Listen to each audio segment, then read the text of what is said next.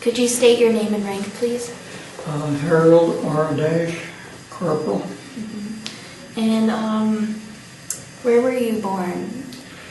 January, December 19th, 1924.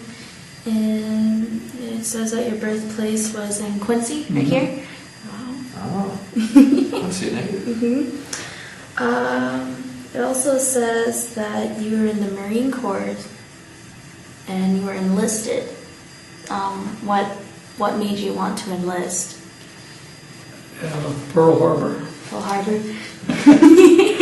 Yeah, Pearl Harbor was in December. A lot of people said that. Yeah. Because a lot- And by Easter, I was in Pearl Harbor. Really?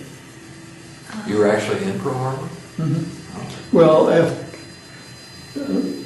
Pearl Harbor was After? I went through boot camp, for 4 months, and then my first drop off was Okay. Also, you were military police. Is that what? Could you tell me more about that? Like, what did you have to do when you're in military police? well, what I would do would be like anything a policeman would do normally.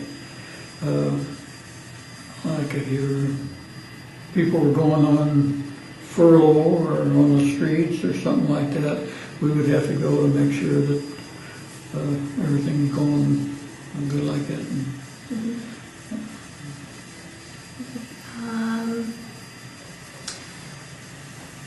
It says that you're located in the South Pacific for World War II. Second. You were located in the South Pacific? Is that, what was it like? Well, when I went over there, like I say, the Pearl Harbor was in December, and they were still unloading ships and still taking personnel off that passed away and stuff like that. I didn't really stay there very long doing just that, because another island close to Pearl Harbor was a Navy base, flyers, and they had no one on their gates or security and all that kind of stuff. So I went to Maui then and done shore patrol work there. Just like what a policeman would do, walking around the towns or anything comes up, or they would call you in. And you were also in North Carolina.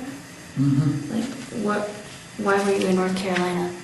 I was in, when I went over to Pearl Harbor, I was over there for 2 years. And after 2 years, they roll you over and you have to come back here for a while, for like, maybe a year and a half or something before you go back into the zone over there. And that's what happened. I come back. I was over there 2 years, and then I came back here and done the same type of work, only with shore patrol and patrolling the towns and stuff that had military in.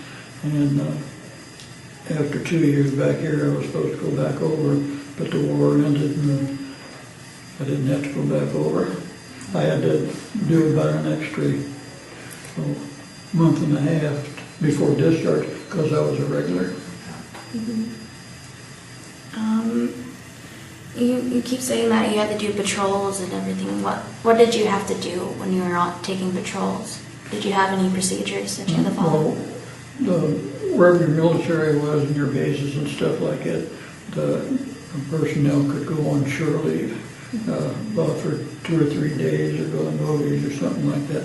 And you had to have the military police there to patrol the area. Well, you were more or less helping the civilian police. Safeguard the Yeah. citizens. And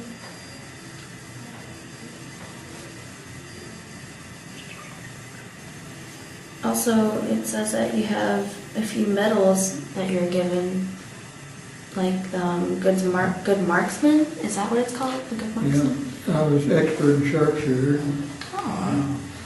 and both the rifle and the pistol. Do you have any stories about the sharpshooting?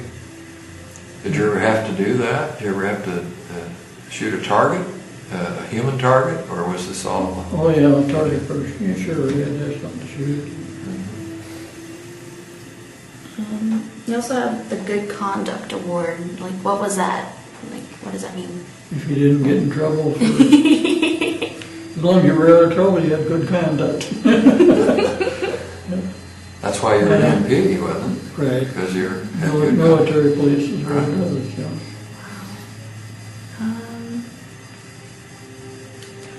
You can get in trouble while you're trying to help somebody else too Yeah. sometimes. That can be a touchy situation depending on how you handle it.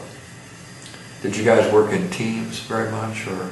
You always worked, yeah. Yeah. And like in Camp June and over in that area, it was, when we were on patrol, it was one civilian cop and then one man, one MP. You always worked together. That's what I got. That's usually when civilian work along with military a lot of times.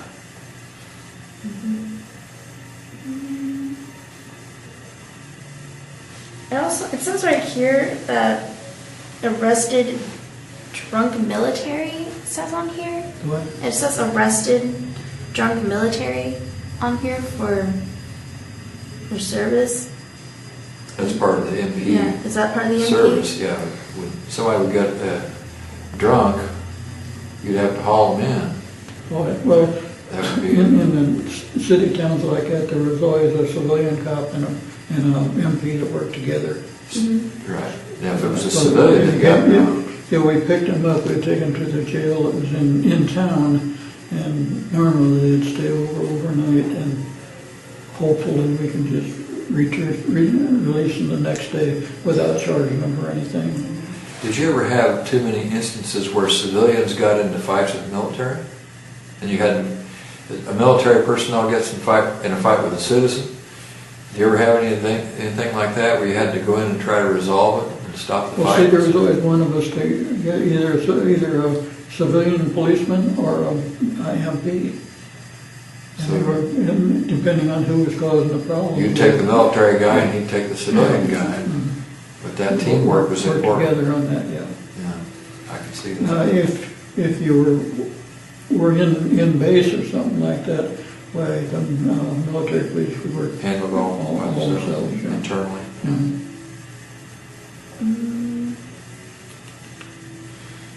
You also did security shore patrol.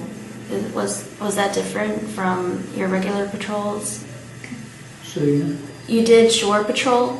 Was that different from your regular city patrols that you would have to do? well, no, if you were on the water, sea patrol, when you were walking around, when you're not on the water, just in town or anything like, you're just regular patrol. Okay.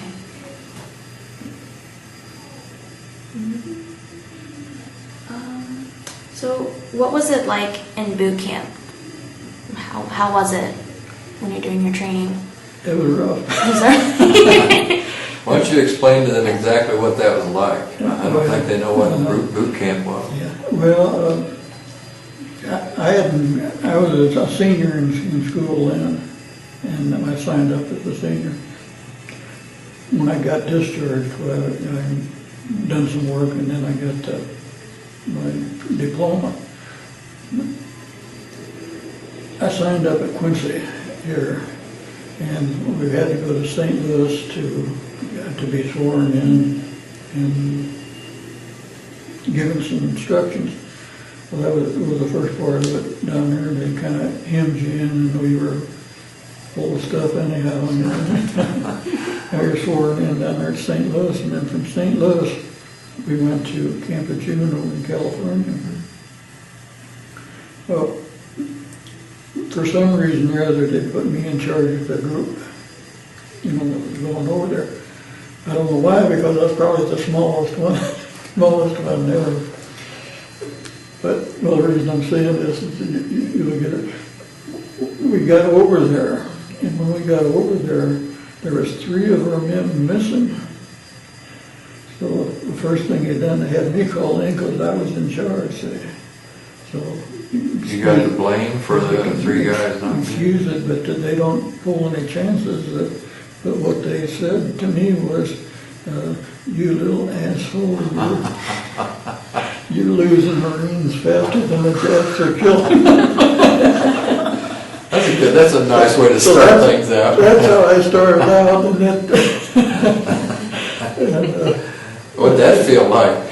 That was your first experience. Did you expect everything else was going to go like that? Everything else from then on just got worse.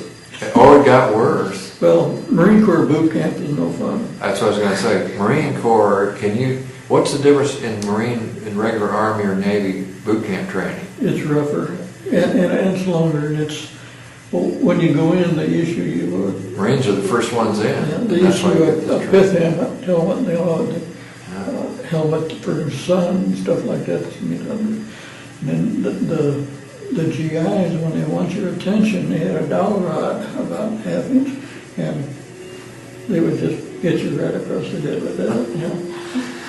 And after you're in there for a while, it gets so soft that it really. But the Marine Corps boot camp is rough. I've heard that before. My dad's in the Navy, and he said the same thing. It was hard. It gets to the point where and I'm not kidding you think, which finger could I cut off before they'd get me out of this? Now, how long, was that 12 weeks? How long did boot camp go? About 6, 10 weeks? I don't know. 3 months, Marine Corps. About 3 months, about 12 weeks. Mm-hmm. Okay. But you're glad when that was over? I got more out of it than I put into it, but at the time it was, and I was probably one of the smaller ones in the bunch too, so they didn't pull our punch at that. But, So it toughened you up? They made you tough? Yeah.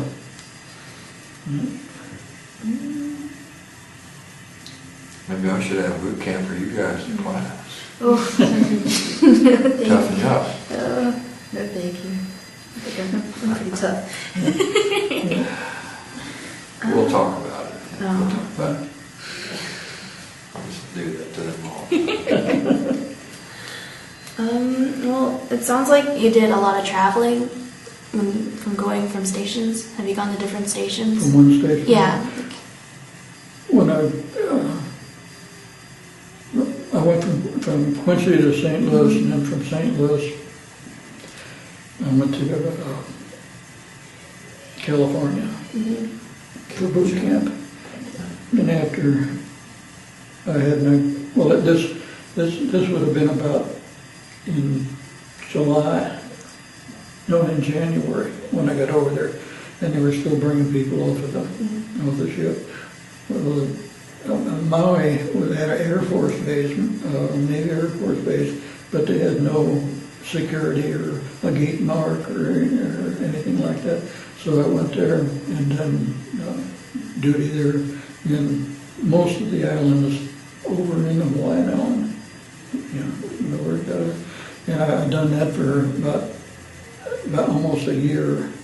And then after a year, I was being transferred, didn't know where I was going, but I ended up in Maui. Maui is a tiny island between Pearl Harbor and Japan, almost about halfway. And it's a refueling base. And it was a mile long and only a quarter of a mile wide. And every morning and every evening you were expecting planes to go over or something like that, so you spent a lot of time underground. I'll bet, yeah. And no women on the island. I was going to ask you that, if there were any women. No, the only time we ever saw a woman is if a plane come by and dropped off for some reason or other, and had a nurse on there or something. That's the only time, and I was over there for 9 months. How did men feel about that, not having women around? That's That's a trick question. Well, you Some men I don't think wanted to have women well, around. you just complain about it, you know, forever. Nobody Yeah. listens to you. I've heard stories from, I've done a lot of interviews from vets, and I've heard some other stories that are, they'll curl your hair on the back of your neck a little bit about pineapple patches late at night and stuff like that. I don't know if do you have heard any stories about?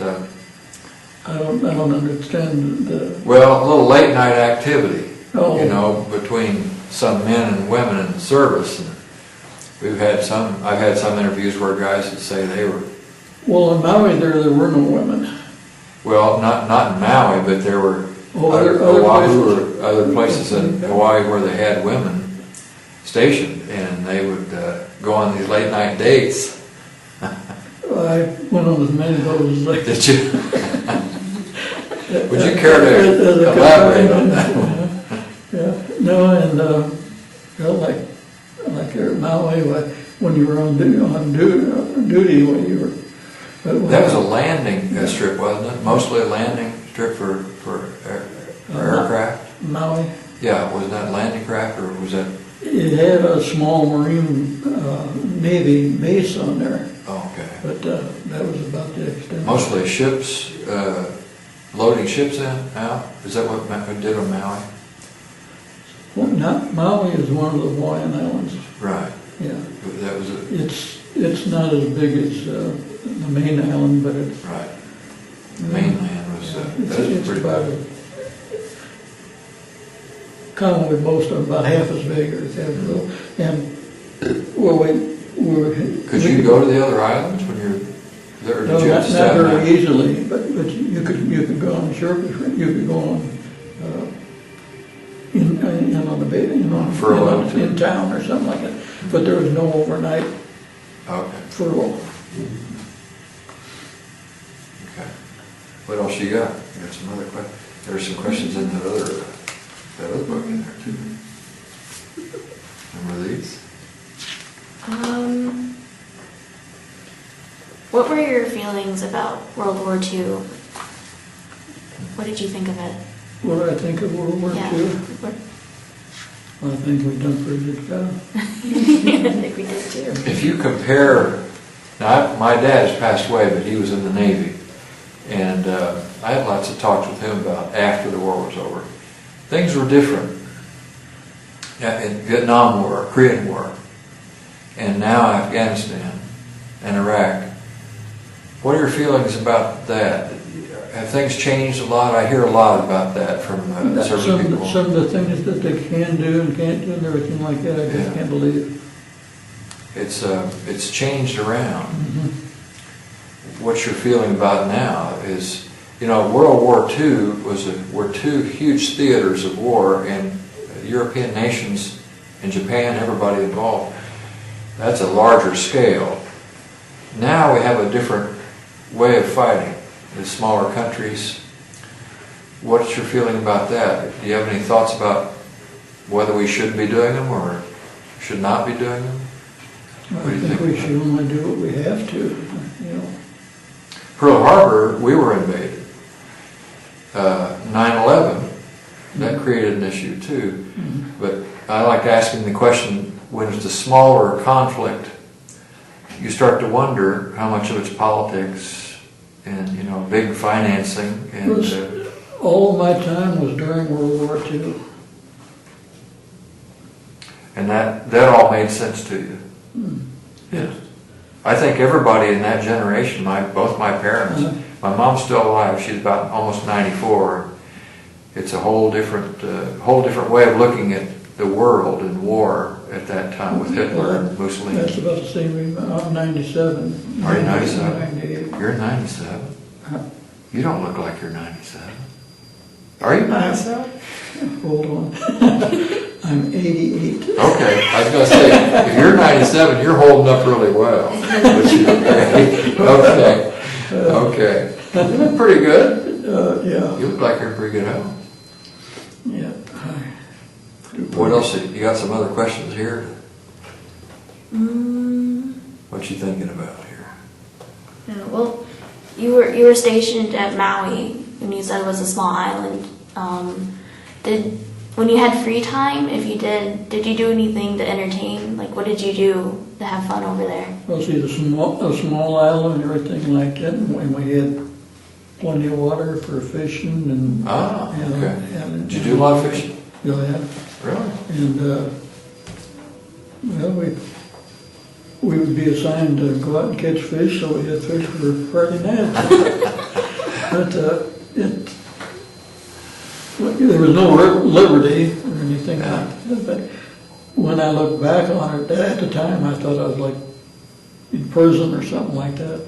But after a while, I think it wasn't that bad. It was a lot better than most places, because the only problems we would have with the enemy or something like that would just be when their planes would fly over and just try to aggravate something like that. Yeah. So every morning and every evening when the sun was coming up or going down, we'd be in the trench, and we'd build our trenches like going one way and going the other way, so that we could always be out of the way. Whichever way the plane was coming in, they couldn't hit us.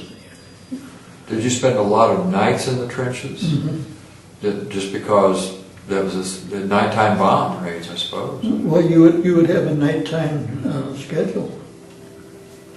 There was always someone, looking out for something. What was your most memorable experience during that time?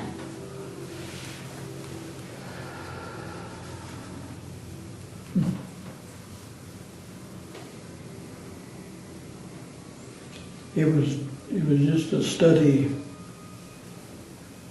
time play where you were hemmed in, you couldn't go anywhere, but still it wasn't that. You said it was kind of like prison. It felt like prison a little bit? Hmm? Did it feel like prison a little bit? Is that what you were saying before? Or Well, not prison in terms of harsh treatment, but you didn't have too many places to go. It was like you didn't have a lot of options, I guess. Well,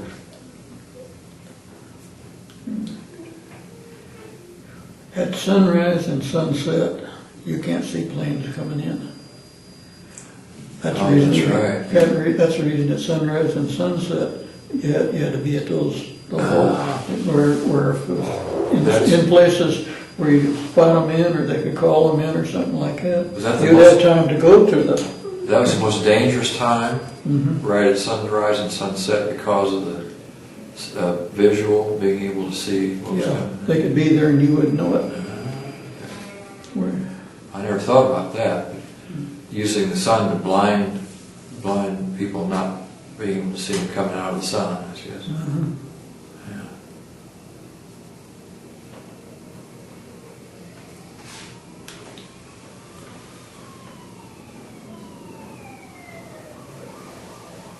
I got a question for you. Did you, after the war, did you stay in contact with any buddies? Any of your friends, or Only people that lived in your town or something like that. everybody else just kind of went back home their own direction? I can't think of anyone that. Once in a while I think about it. It's been so long since I seen somebody. Why didn't they go, or why didn't they come back? But maybe we were trying to forget some. Well, that could be. My dad had that. He developed a really good friend in the Navy. He was a Navy chaplain, and they became friends for life. The reason they became friends, he told me, he was in an LST transport, and there was a bomb raid, and the bomb was coming down.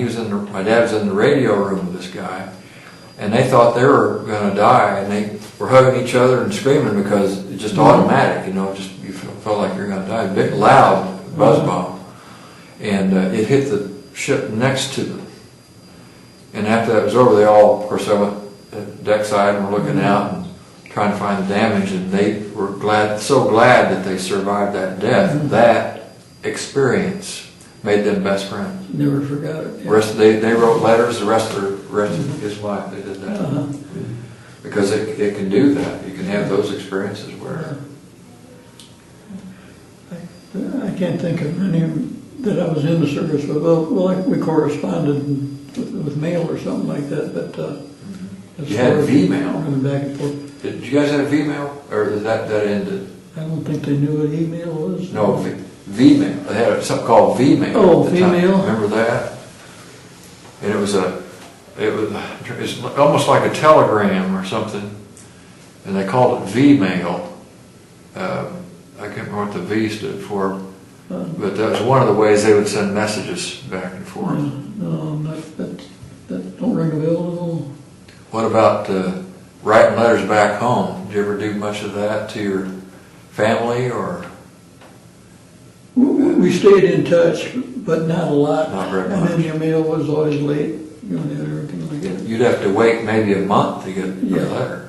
Yeah, but you have to remember too, it wasn't too bad because I was overseas for 2 years and I was back here for 2 years. Right. So Yeah, you had that. I had to break away there. Yeah. Yeah. That's a good way to do it. I was lucky. Well, you know, and it seems like I don't know if the military still practices doing this. You know, when you do one stretch of maybe 2 years, and then they try to rotate out and rotate somebody in. Some people like to go back right away, but it seems to me like that would not be a good idea because I think you know, just get burnt out. Wouldn't even want to think about it. Some After I got out, I was through with it. You know. some people in service, service people want their career, want to stay in it, but now most people I've interviewed, they didn't want to. Yeah. You know, Friends of mine here in Quincy, I can only think of 2 of them that stayed in the service after the war was over. made a career as a career, Made a career. and it's a pretty good career because now they had the GI Bill, and on GI Bill, they got the end of World War II. I think they stopped the GI Bill or changed it or something. Where at one time you could GI Bill would pay for if you wanted to go to college, they'd pay for all that, or if you wanted to buy a house, you could get a VA loan and low interest, real good loans.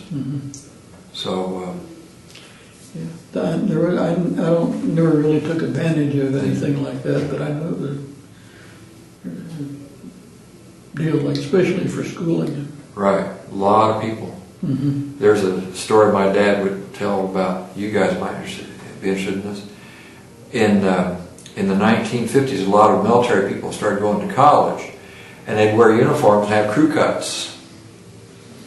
You know, right out of service, and be sitting in a classroom with their uniforms, right along with civilian personnel. You know, just regular citizens. And it was unusual. A college campus, that was normal, but then later that started to change. You know, but a lot of people right out of the service would go right into university, straight out of service. Yeah. I got a question for you about this place. Okay, if I ask him a question. Go ahead. What's it like here? What is it like here at the Vets Home?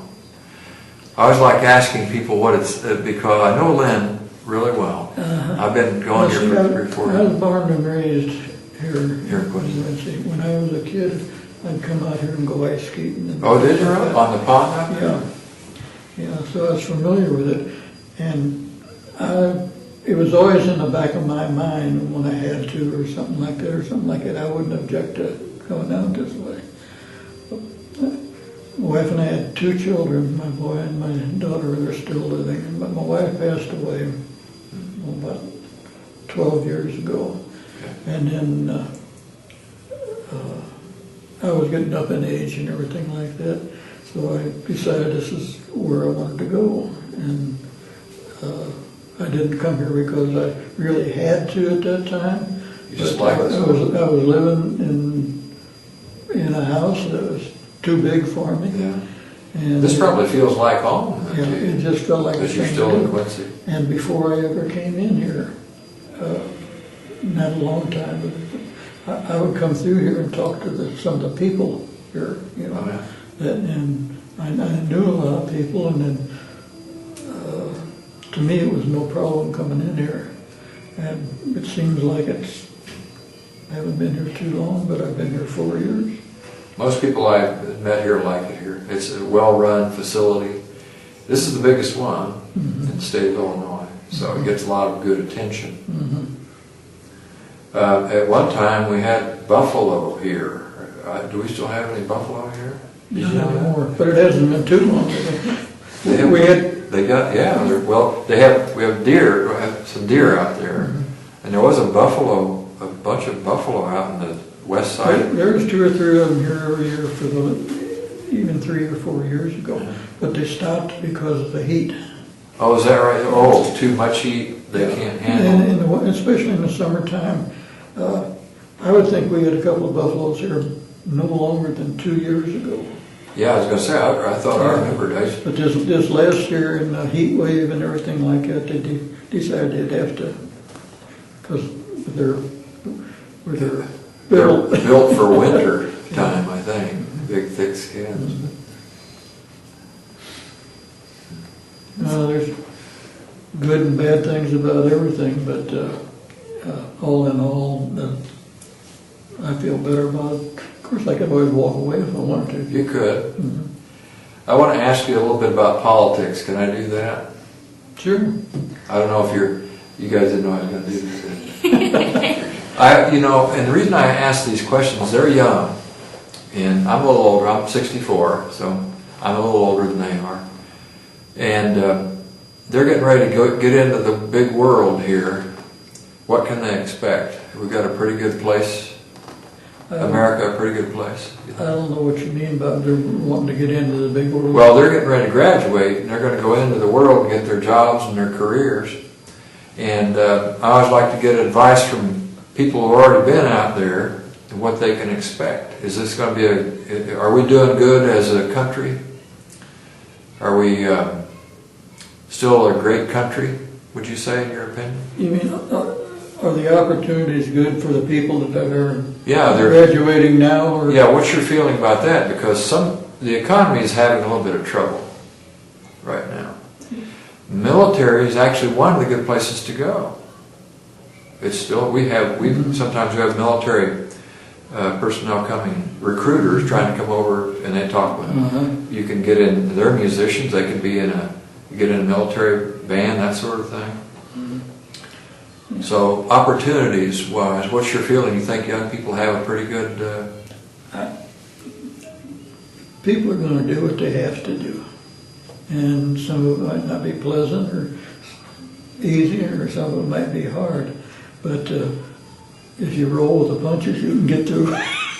That's kind of what I'm asking. What do younger people sometimes aren't sure what I have to do, but when you say roll with the punches, you go out there and do your best, right? Is that what you're saying? Yeah. And I wonder, does military training help in that way?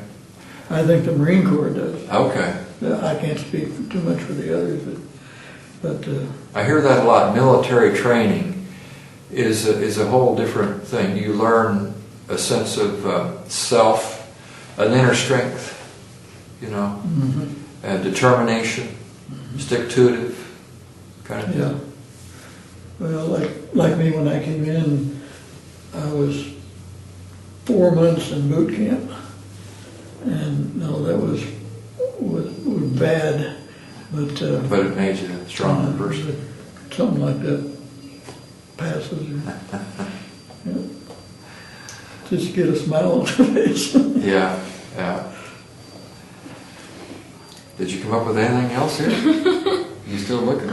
I was wondering, did you have any family and friends that were also in the military that you knew of?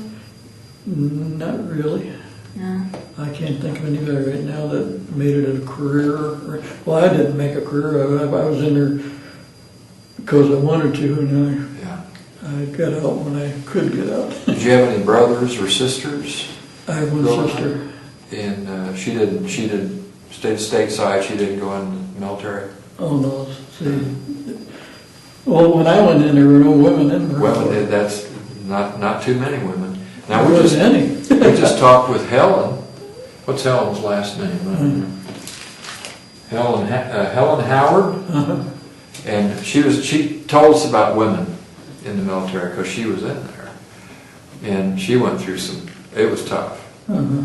Yeah, she was saying how being a woman's tough back at that point. It's a little different now, but at that time, boy, she said sometimes the officers made it tough on them just because they didn't want women around. Sometimes people were like that. Uh-huh. I wouldn't know how I would act because it wasn't really involved in anything like that. That might be a tough thing. I mean, Oh, you know, for a lot of military, for women. a lot of the military think, well, women are vulnerable in some ways that men are not, and there's always an ongoing argument about whether women should even be in the military. Yeah. Well, we have these conversations with young women now. That they go. the only thing I can think of, being a man or something like that, people don't pick on you as much as they do women. Well, yeah, that's probably just the way it is in the military. They do what they think they can get away with. Well, you got something else? We're coming to the end of the interview here. I was really curious as why did you want to join the Marines and not say like the Navy or the Air That's a good Force? question. I never ever thought about joining anything but the Marines that I can think of. Why did that appeal to you? Was that just you didn't want the Navy? No, it's just, my mind was made up if I ever had to go in. Just going to be a Marine. Marine? And I think if Pearl Harbor hadn't happened, it would have been a possibility that I would have gone in as well. Oh, okay. So one of the driving factors was Pearl Harbor when Pearl Harbor was bombed. Yeah. Did a lot of military, a lot of service people pick up on that same feeling? My dad was on a bus ride when he heard FDR. He came over the radio and said, "We've been brutally attacked by the Isle of Japan." And then he had some buddies, and they almost overnight they decided they were going to go to the recruiter's office and join up. Mm-hmm. Was that kind of what happened with you too? Pearl Harbor, I was over in Missouri squirrel hunting. This was over the weekend. When I come back home Monday, I went in and enlisted in the Marine Corps. So you heard it out on the radio? Where were you when you heard about it? On the radio. You heard? Do you remember where you were at the time when you heard the radio announcement? Well, where were you? I didn't hear it because I was still sleeping. But when I went downstairs, the people down there that was on the radio was telling me about Pearl Harbor. Do you remember that day pretty well? Oh yeah. Because everybody says that, I know right where I was. Pearl Harbor Day, 9/11. When 9/11 happened, I remember where I was that morning. And I knew, well, I was convinced enough that I had signed up within 2 weeks after Pearl Harbor. Yeah, everybody wanted to sign up. It was just all across the whole country, just overnight. That's the first time that had ever happened. So And that scale. I was never very big or anything like that, but I was worried that I wouldn't be able to get in because of my of your size. Yeah. and I probably wouldn't have if it had been for Pearl Harbor. Well, that's about all the time. Harold, we want to thank you very much for this interview, No problem. and thank you for your service to our country. Yep.